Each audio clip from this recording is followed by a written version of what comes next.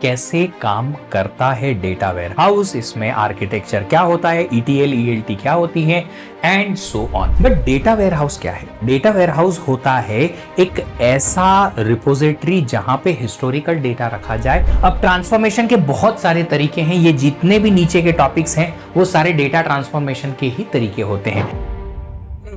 My name is Vishwadeep and I welcome you all on PW GATE वाला channel. इस छोटे से session में मैं बात करने वाला हूं डेटा वेयरहाउसिंग कोर्स के बारे में। ये गेट डीए का कोर्स है और इस पर्टिकुलर कोर्स को डीबीएमएस के साथ में कनेक्ट किया गया है क्योंकि ये डीबीएमएस का ही एक एक्सटेंडेड वर्जन होता है डेटा वेयरहाउस। छोटा सा डिफरेंस होता है, डीबीएमएस में रखा जाता है ट्रांजैक्शनल डेटा जिसपे डेली के डेली या बहुत ही कम समय में क्विकली होते हैं ट्रांजैक्शंस, जैसे कि बैंकिंग का डेटा वेयरहाउस डेटाबेस हुआ या फिर कोई एक टिकट बुकिंग वेबसाइट है उसका डेटाबेस हुआ, ऐसे। बट डेटा वेयरहाउस क्या है? डेटा वेयरहाउस होता है एक ऐसा रिपोजिटरी जहां पे हिस्टोरिकल डेटा रखा जाए, जहां ट्रांजैक्शंस का डेटा नहीं आता है। तो क्या इसकी आन पड़ी, क्या जरूरत आन पड़ी है इसकी? जरूरत यह है क्योंकि आप डेटा वेयरहाउस में हिस्टोरिकल डेटा इसलिए रखते हो ताकि हिस्टोरिकल डेटा पे डेटा माइनिंग करके और वहां से कुछ ऐसे पैटर्न्स और ऐसा कुछ इंपॉर्टेंट इंफॉर्मेशन निकाल के आओ जो हमारे बिजनेस के इंटेलिजेंस के लिए, एनालिसिस के लिए बहुत जरूरी हो सकती हैं फ्यूचर प्लानिंग के लिए। तो ये डेटा वेयरहाउस का एक बेसिक सा हमारा इंट्रोडक्शन हुआ। अब बात करते हैं डेटा वेयरहाउसिंग के टॉपिक्स के बारे में।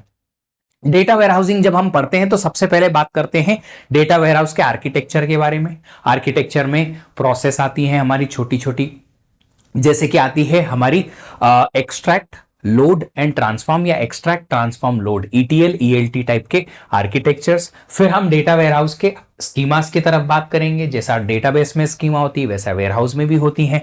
फैक्ट और मेजर्स क्या होते हैं उसके बारे में। फिर ट्रांसफॉर्मेशन आता है डेटा का। क्या होता है ट्रांसफॉर्मेशन? डेटा को ट्रांसफॉर्म करना ताकि वो डेटा उस तरीके से रखा जा सके जो डेटा वेयरहाउस में रखाना है और उससे अच्छी इंफॉर्मेशन अच्छे तरीके से निकाली जा सके।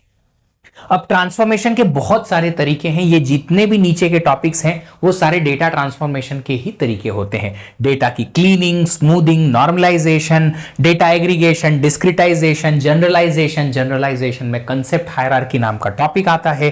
फिर आता है डेटा सैंपलिंग एंड कंप्रेशन। ये सब डेटा ट्रांसफॉर्मेशन का ही टाइप है या पॉइंट है। अभी बात करते हैं इस पर्टिकुलर डेटा वेयरहाउस का वेटेज की। एक बार का गेट 2024 का पेपर हो चुका है। गेट 2024 में डेटा वेयरहाउस से एक भी क्वेश्चन नहीं आया। No direct question was there from data warehouse. तो अभी वेटेज हमारे पास है नहीं।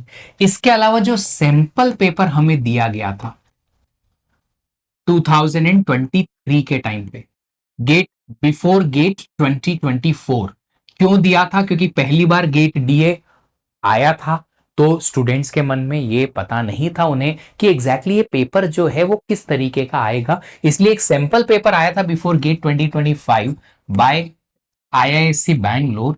ये भी या कह सकते हैं गेट कम्युनिटी या गेट कमिटी की तरफ से ही आया था ये। तो ये भी जो था उसमें भी डीडब्ल्यू से एक भी क्वेश्चन नहीं आया। तो अभी तक वेटेज तो इसका कहीं आया है नहीं, इसीलिए इस पर्टिकुलर कोर्स पे स्टूडेंट ज्यादा ध्यान देते भी नहीं है और बहुत ज्यादा टाइम स्पेंड करने की जरूरत है भी नहीं। जैसे जैसे 2 3 4 साल पूरे होंगे, क्वेश्चन से आएंगे यहां से डेटा वेयरहाउसिंग से स्पेशली, तो फिर आइडेंटिफाई कर पाएंगे कि किन टॉपिक से किस प्रकार के क्वेश्चन यहां पे पूछे जा रहे हैं। तो अगर इंपॉर्टेंट टॉपिक्स की बात करें तो जहां तक मुझे लगता है इंपॉर्टेंट टॉपिक जहां से क्वेश्चन बन सकते हैं वो है एक तो डेटा वेयरहाउस का स्कीमास, जहां से क्वेश्चन बन सकते हैं। दूसरा नॉर्मलाइजेशन, क्योंकि नॉर्मलाइजेशन आपके पास में, नॉर्मलाइजेशन की जो टेक्निक होती है वो आपके पास दूसरी जगह पे भी है, जैसे कि जेड स्कोर नॉर्मलाइजेशन होता है। अब जेड स्कोर आपका आपके स्टैटिस्टिक्स पार्ट में भी है तो वहां से आप इसको कनेक्ट कर सकते हैं। फिर जो एक इंपॉर्टेंट टॉपिक मुझे और यहां पे लगता है वो है कंसेप्ट हायरार्की। इससे कोई कंसेप्चुअल क्वेश्चन पूछा जा सकता है। और एक इंपॉर्टेंट टॉपिक जो मुझे लगता है वो है डेटा कंप्रेशन, जिससे कि कंप्रेशन की एल्गोरिदम जो है वहां से क्वेश्चन पूछे जा सकते हैं। ये मुझे ऐसा लगता है कि ये कुछ इंपॉर्टेंट टॉपिक हैं, ये सब अनुमानित है, प्रिडिक्टेड ही है, क्योंकि भैया अभी तक कोई भी क्वेश्चन तो आया है नहीं डेटा वेयरहाउस से। इसलिए तो अगर आप सब लोग डेटा वेयरहाउस को क्विकली मेरे साथ फिनिश करना चाहते हैं, वो भी एब्सोल्युटली फ्री, तो देखो दोस्तों, मैं आपको लेके आने वाला हूं एक क्रैश कोर्स जो कि 4 से 4.5 घंटे में मैं फिनिश करूंगा बस। और उसमें जो इंपॉर्टेंट टॉपिक्स हैं और जो एडिशनल टॉपिक्स हैं उनके बारे में डिस्कशन करेंगे, और इस तरीके से करेंगे कि आपको ये कोर्स समझ में भी आएगा।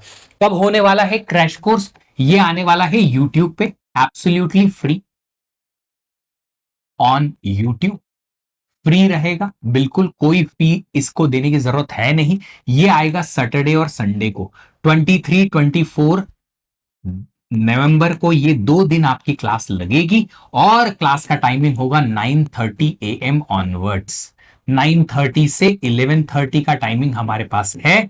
हम 2-2 घंटे रोज, दो दिन में 4 घंटे, कुछ एक्स्ट्रा लगा तो और 10-15 मिनट आगे पीछे करके, और इस पूरे कोर्स को रिकॉल करेंगे कि ये कैसे काम करता है डेटा वेयरहाउस, इसमें आर्किटेक्चर क्या होता है, ETL ELT क्या होती है, एंड सो ऑन। तो मिलेंगे आपसे सैटरडे मॉर्निंग 9:30 बजे सुबह, जिसमें हम इस पर्टिकुलर कोर्स का डिस्कशन स्टार्ट करेंगे क्विकली यूट्यूब पे। तो मिलेंगे आप सब लोगों से सैटरडे सुबह 9:30 बजे। याद रखिए, सारे दोस्तों को भी बताइए, ताकि आप DW का डेटा वेयरहाउस का कोर्स जो है क्विकली क्रैश कोर्स के तौर पे यहां पे मेरे साथ में फिनिश कर पाए। See you, have a great day, happy learning.